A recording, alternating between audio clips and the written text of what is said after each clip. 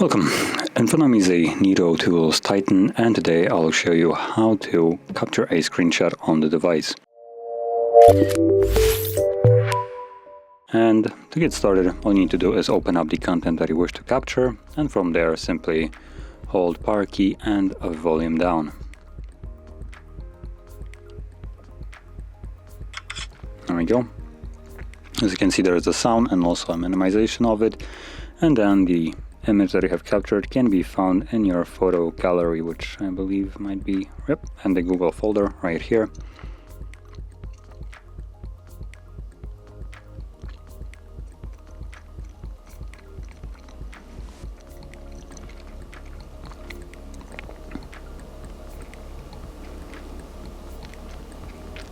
And there's the screenshot.